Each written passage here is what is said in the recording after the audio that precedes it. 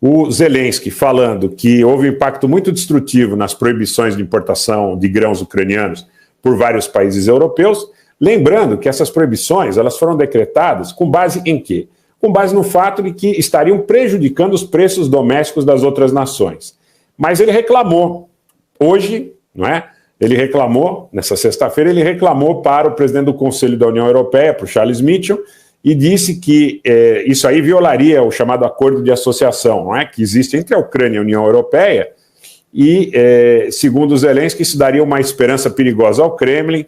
Ele disse que isso, efetivamente, é contraproducente para que a Ucrânia continue tendo proventos para se defender do ataque russo, segundo o Zelensky.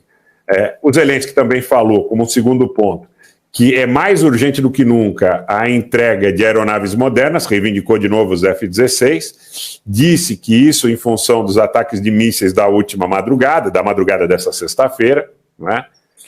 Também, no seu pronunciamento diário, ele pediu ajuda à China para resgatar o que ele chama de crianças deportadas da Rússia, não é? Então, ele diz o seguinte, que cerca de 20 mil crianças ucranianas que ele acusa a Rússia de deportar à força. Então, ele solicita o apoio do governo chinês nesse sentido. Tá? Eu acho que em relação ao Zelensky, essas três notas aqui, elas são bastante sintéticas do que foi mais importante. Claro que ele falou muito sobre o ataque a Uman, né? Agora eu vou para o lado russo, né?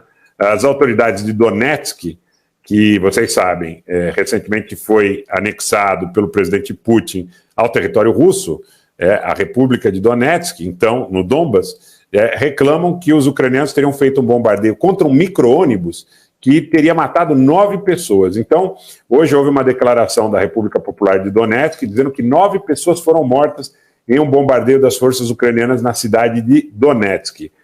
Segundo eles, seriam 6 mulheres, 2 homens e uma menina de 8 anos que teriam sido atingidos nesse ônibus, no centro da cidade, com mais 16 pessoas feridas, não é?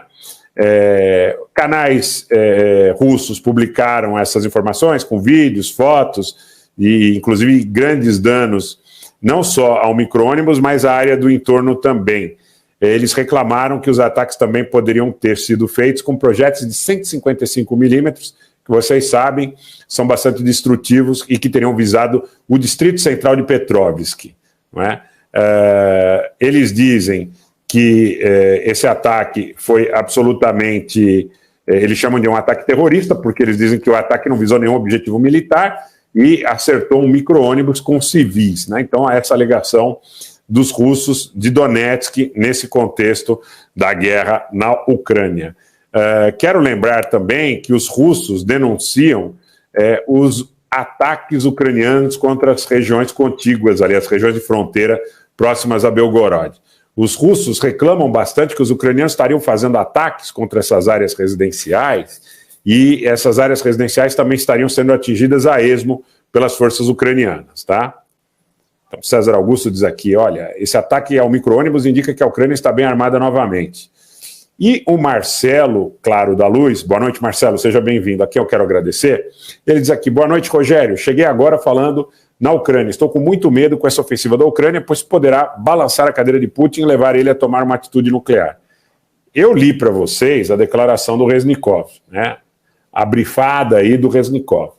Mas eu não estou dizendo para vocês que isso efetivamente vai acontecer, que se isso efetivamente acontecer, gerará algum tipo de problema, não é, sobre o aspecto militar para a Rússia. Nós temos que colocar aqui as coisas dos dois lados, para que vocês possam sopesar e fazer a análise mais serena desse fato, né?